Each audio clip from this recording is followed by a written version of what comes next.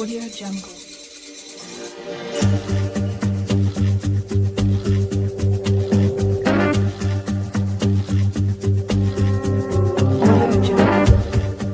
I am the Divine Prince, Ty Emmecca, Pan-African Spiritualist, Practitioner, Author, Advisor, Elagoon, Oloye, Hoodoo, Obeya, Bokur. I reside in this beautiful and legendary, historic Treme, New Orleans, Louisiana.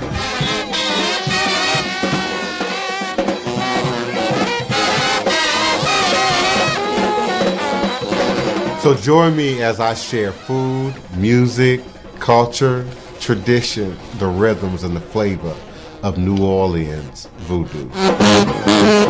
Respect the voodoo.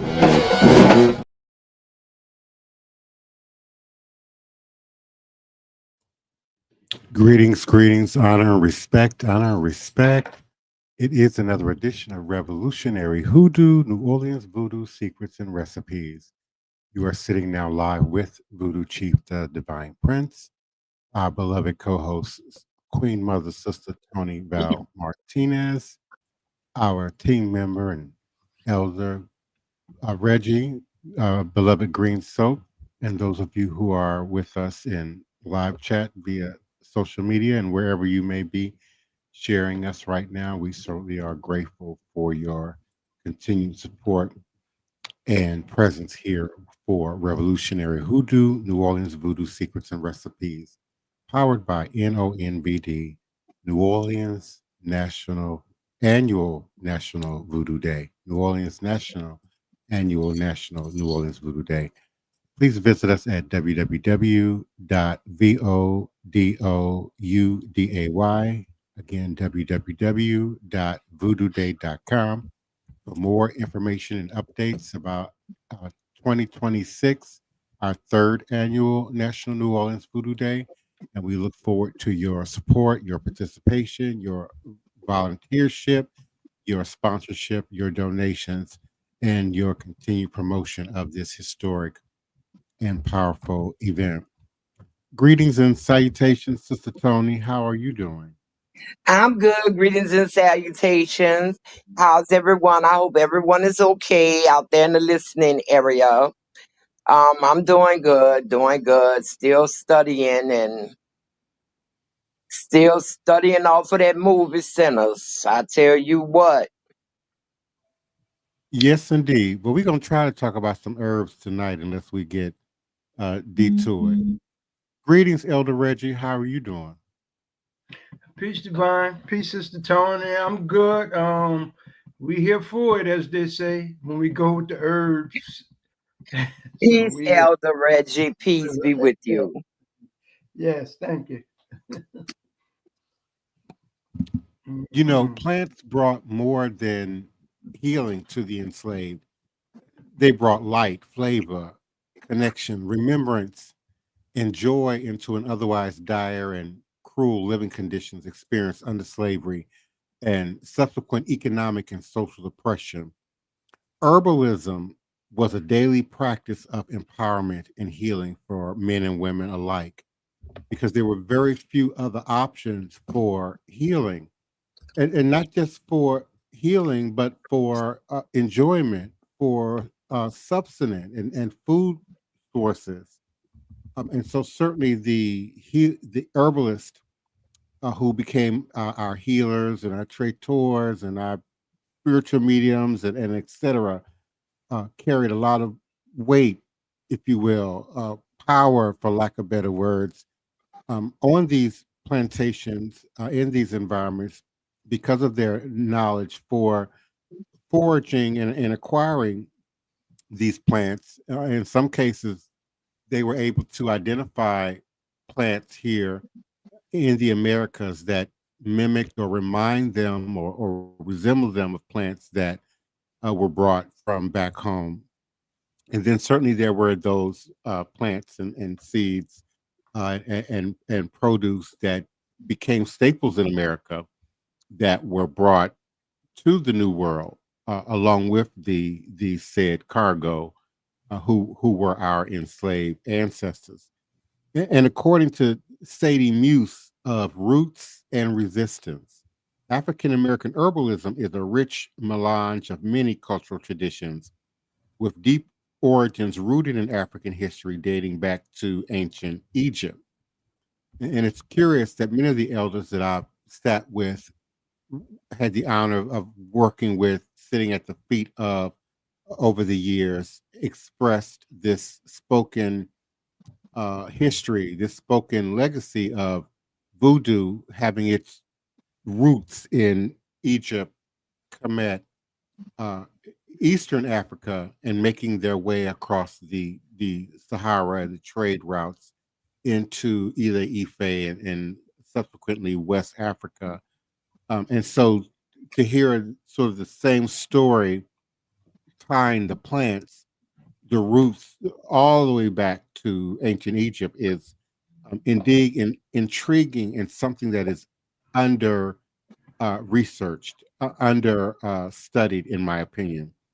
And it includes Arab and Asian practices that cross paths due to trade and cultural exchange on the African as well as the American continent, and enslaved African people crossed the Atlantic with the slave trade. Their herbal knowledge and practices were influenced as well as appropriated by European slavers. We've talked about how the proliferation of clovers and dandelions and bee balm, which are all edible, usable medicinal plants and herbs, made their way to America to become what we now consider weeds, primarily because of colonization and the Middle Passage. The knowledge of these plants and roots were commonplace during that time. For not only was it we who didn't have, the best of medical and dietary access, but so too did many of the oppressors who enslaved us, who were not always rich or wealthy. A common misconception that every white person was rich and wealthy and owned slaves, where a great deal of the employment force, if you will, were poor whites and poor ethnic groups. And they depended heavily on the black enslaved as midwives Hmm. because they were in isolated areas and had few doctors. Hmm. Hmm. The midwife and the root woman on the plantation was very honored. I mean, she held a high position also with the colonizers Hmm. because Hmm. she also was their what they call them, Their first doula. responder. No, first responder. Okay, If okay, yeah, something that's a better word. happened, if something happened on the plantation, it was run get old Mother Toni or somebody to come and Hmm. then send somebody to get on a horse and ride how many miles to get a doctor to come out. That meant from breaking a bone or getting a bad cut or whatever. And also coming especially to the deep south, and I'm sure all over the south and all over the areas where enslaved people and natives crossed paths. The natives taught them which herbs and plants that were here already, familiarized them with those herbs and plants and their healing properties. That's right. But let's not, understate the fact that many of our enslaved ancestors were chosen because of the very skills and knowledge that they possessed. Leah Pennyman of Soul Fire Farm and the author of Farming While Black has noted that enslaved Africans were often selected for their agricultural expertise because Europeans were not used to farming in the warmer climates of the Caribbean and southern US. And in this way, their knowledge of plants in herbs and roots and whatnot, as well as their forced labor, made them vital to the success of the colonies. Yeah, And it might take. we got a whole city in Louisiana from that very reason that was turned into a prison, Angola. And Hmm. it was called Angola because all the indentured people, all the enslaved they brought there came from the Angola region and had to come from that region because they were cattle people. Mm-hmm. And you had certain people, slaves that went to the Carolinas because of the rice, Hmm. growing the rice that they grew rice in Africa also. So we had, after they got to know which Africans came from which region, because initially they was all just the same. And when they went through time to get to see who was cattlemen, who was rice farmers, who was good tobacco farmers, then they started requesting and searching out amongst the slave markets for individuals that came from that region. Mm-hmm. Indeed, and as you suggested, as you stated, and certainly the indigenous population taught us, introduced us, collaborated, might even be a good word, with us, in terms of our knowledge of local plants and medicinal and edible plants. And so that certainly became, a hybrid of knowledge that, in many ways became hoodoo. Yes. As we lost, that connection to our community healers, and midwives and whatnot, and people did begin to take on a more independent feeling of things, and wanting to sort of do their own thing. We certainly begin to see that knowledge now being, uh, you know, translated into hoodoo, root work, conjure practices, and certainly those practices were affected by regional nuances. Mm-hmm. Yes. Yes. And on a plantation, anything could happen. And every plantation, I know every plantation had to have a root worker. And I don't think anyone has looked into it, but I bet in the marketplaces, she fetched a high price if they even sold her, or if they sold someone who was in training with the elder root worker, because they had to. I bet you they came at a pretty high price, because let's face it, the mistress of the house was weak, and these were harsh conditions. A Mm-hmm. lot of them didn't even live long enough, and a lot of them died in childbirth, and a lot more probably would have if not for the root worker. Mm-hmm. She had the herbs and stuff to make them go in labor, to keep them from going in labor. Black cohosh, slippery elm, all of those women associated herbs, they knew all of that. That was local.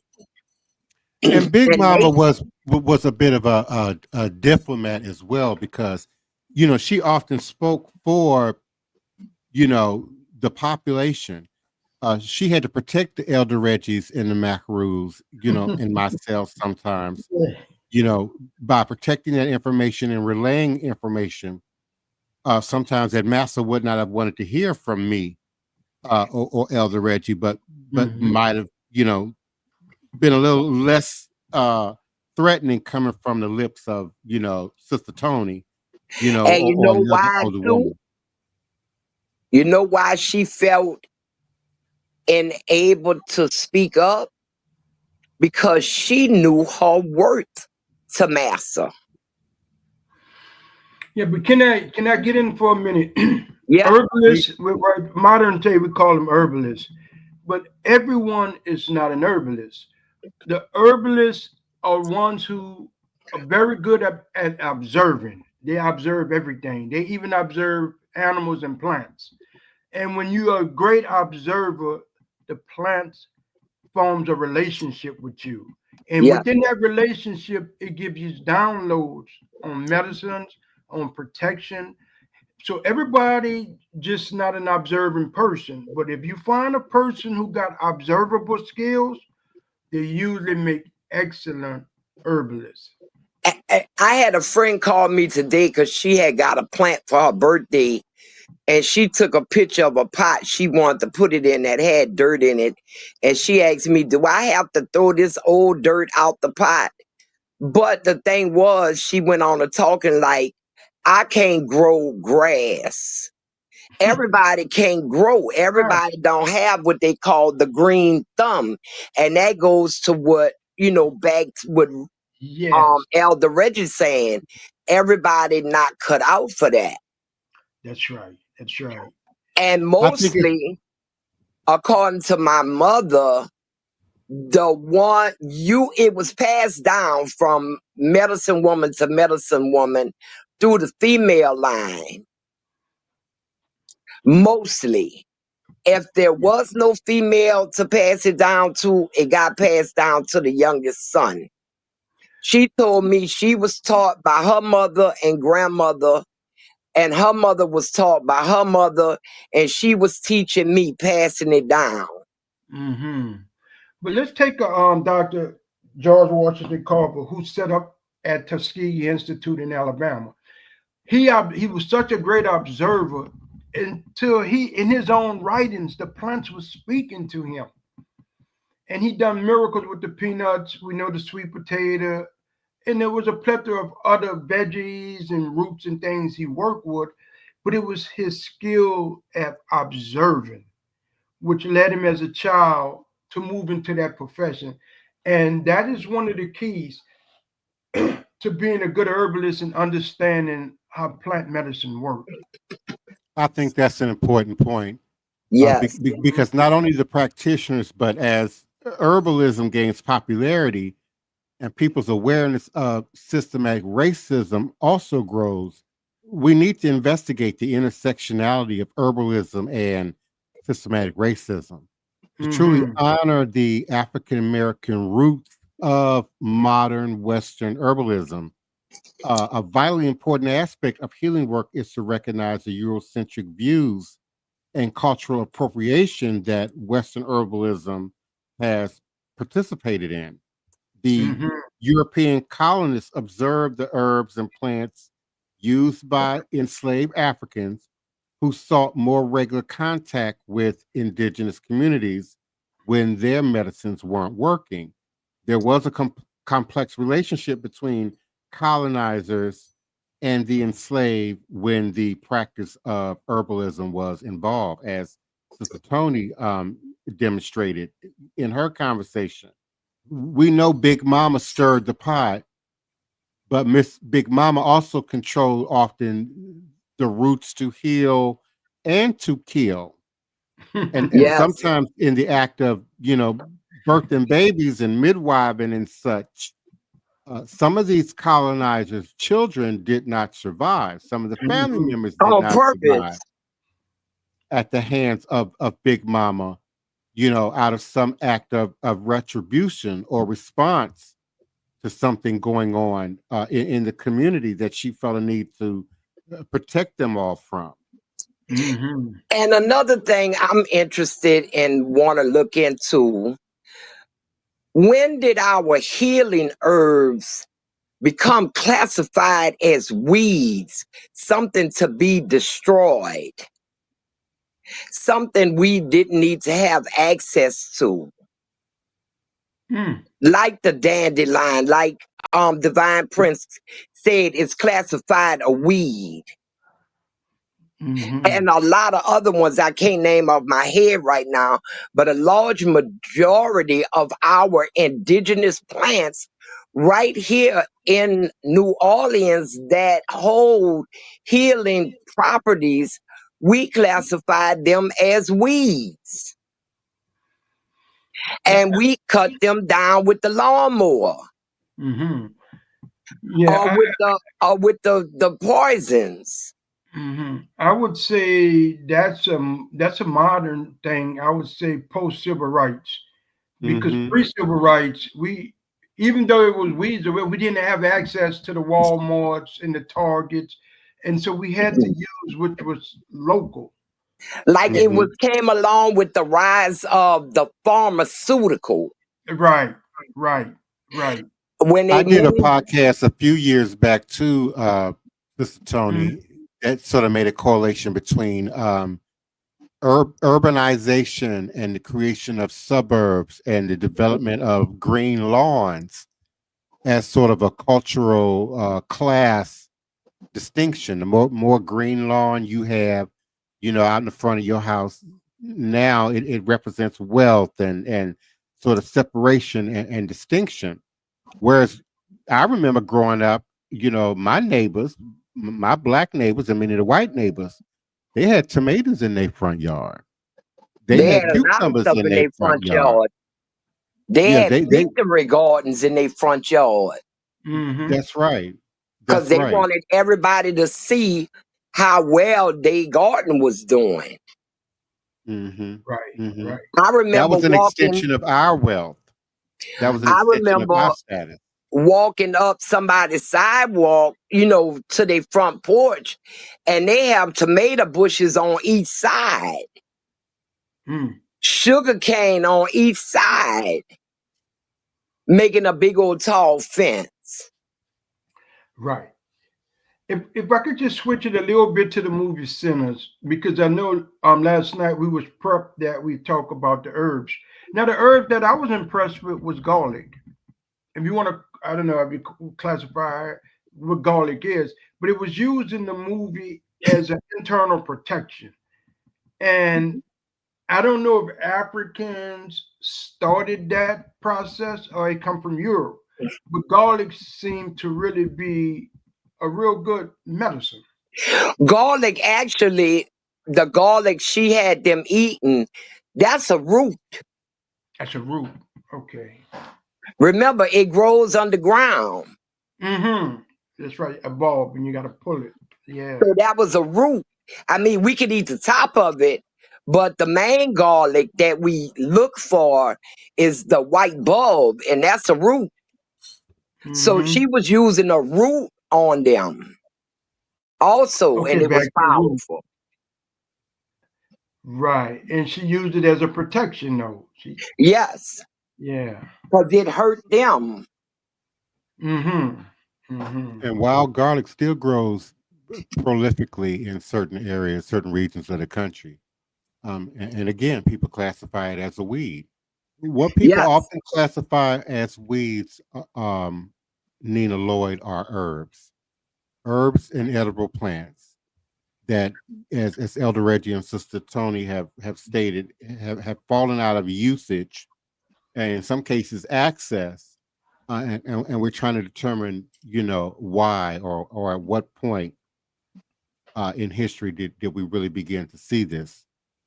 I certainly think we begin to see it in the late 70s, moving into the material 80s and Reaganomics, and that mention of big box stores began to become a problem in the late 70s going into the 80s in terms of crushing the mom and pop stores. I mean, it was the mom and pop stores where you purchased seed from, not necessarily always your farming stores, but just your hardware store or your corner mom and pop stores kept seed that I remember, as a yeah, child. So Yeah. the avenues for access began to dwindle. The knowledge began to disappear from everyday usage. The big mama began to disappear. from the extended family, the presence of the big mama, you In the know. 80s. Yeah. Now, Devon, when I was a kid, going back to the mason jar, I'm picturing a particular store.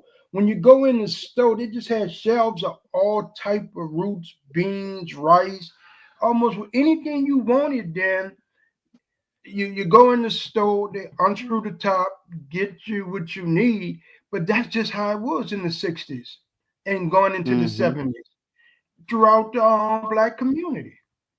It was what we call them mason jars or pickle jars. Mason jars, pickle jars. Pickles Yeah, used to come in a barrel back in the day. that's right. That too. Yep. And you So could get it was all the really the different herbs and mason roots. jars. Yeah, and that just went away. Well, it went away when you got a more mechanical with cans, Mm. when they started canning food, when the process as they got more industrialized, a lot of stuff went away. And instant products, Yes. Mm. instant foods, and TV dinners, and box cakes, and box macaroni, and things of I that watched sort. this I watched this show on cable called The Foods That Built America.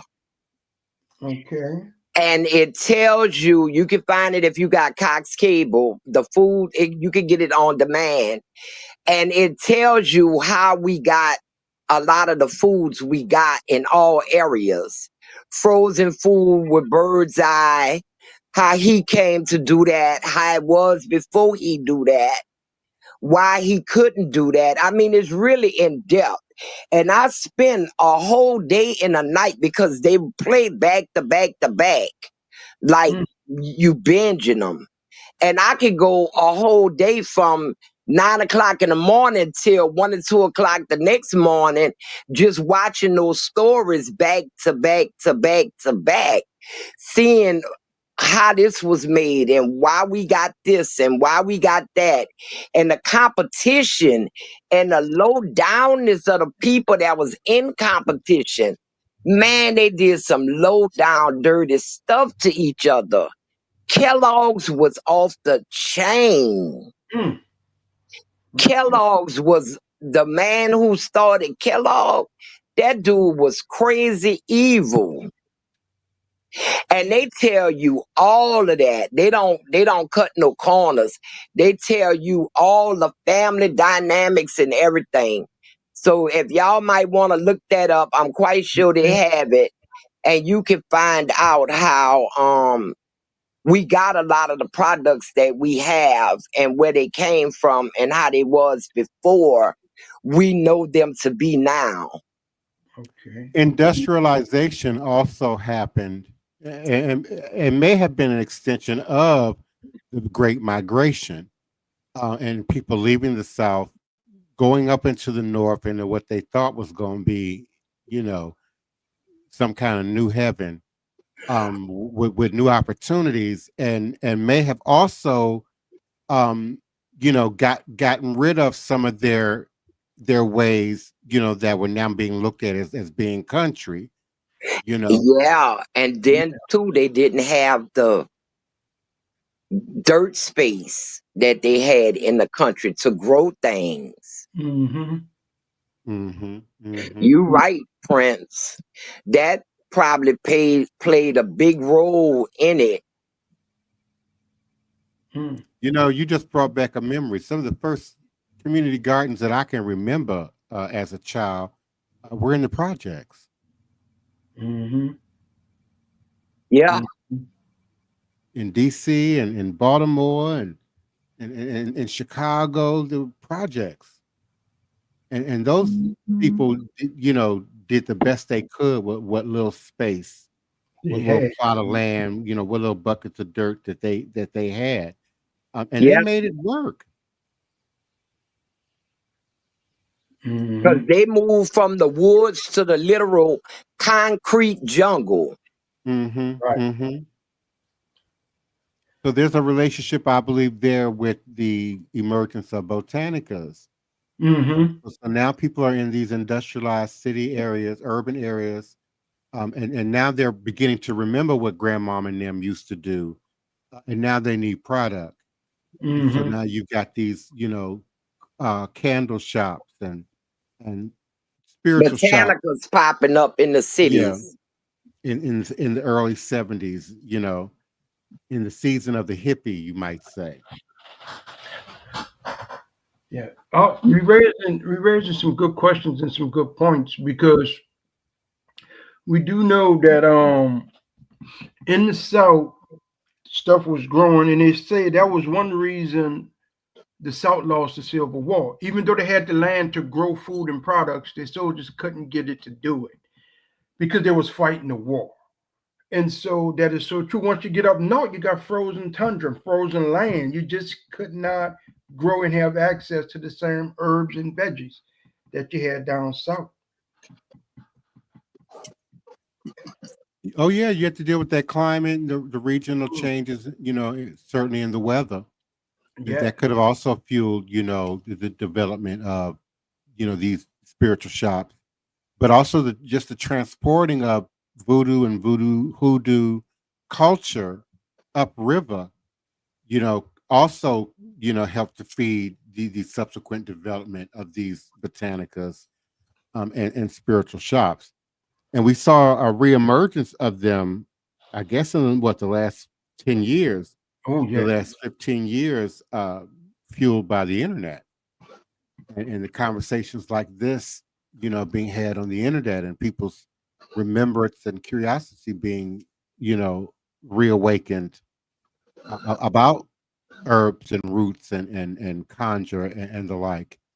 So we're beginning to sort of see that, but we're seeing uh, commercialized product. I would really much rather people begin to uh, utilize, nature again, regionally, to where you live, to what you have access to, and begin to receive that knowledge, back into the community for generations to come. Mm, that's a real good point. Well, I did some interesting studies for another night for us to talk on. I went back to find out ancient superstitions of the Irish. And y'all might be surprised what I found. Hmm. The leprechaun, huh? The four-leaf clover. Well, not just I'm talking about daily living, daily living superstitions, and how our closeness and proximity and living with them and everything, we could have crossed paths some kind of way and picked up some of the same superstitions that they had them already, and we had them ourselves too. You did say the Irish, right? Yes, the Irish, So we the know the Irish ancient, crossed paths with Jamaican, and blacks, especially and here that in New Orleans. and that also may have made sort of a highway of superstition and culture made its way from the Caribbean into North America. Greetings, Boudreaux. We certainly appreciate locals Mm-hmm. participating and joining the conversation. And I know exactly what you mean over there by the Desire Projects. I used to work security at P&O Ports over there, and there were herbs and edibles everywhere. But again, they were often treated like weeds or abandoned lots and properties. And at some point, they will begin to come up and push up, out of the concrete in some cases. And I would walk because, catching the bus back and forth to that part of town before Katrina was was not an easy thing to do. And I lived uptown at the time. So once I got off the bus at a certain location, I would have to walk through the Desire, I back remember toward that. back towards the port. Most Tony of the was my time, you would be supervisor. on the phone with me.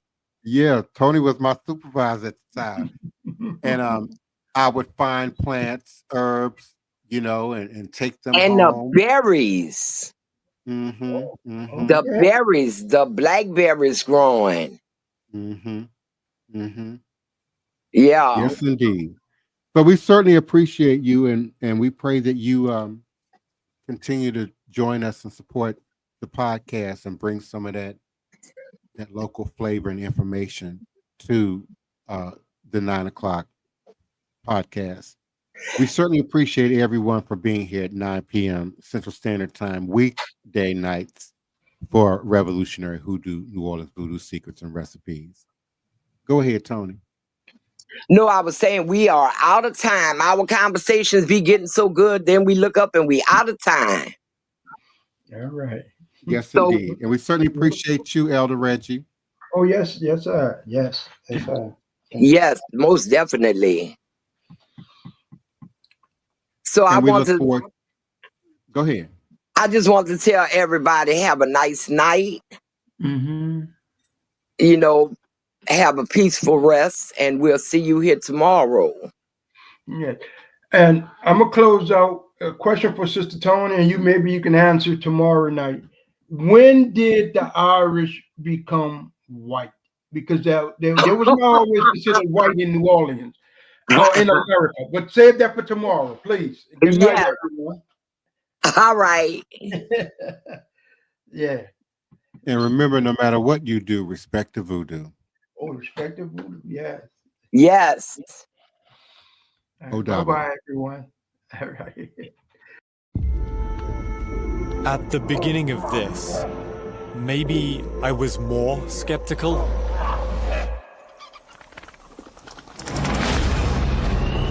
As the days have gone on, I'm not sure what I think anymore. I felt that maybe it wouldn't affect me if I personally didn't believe in it.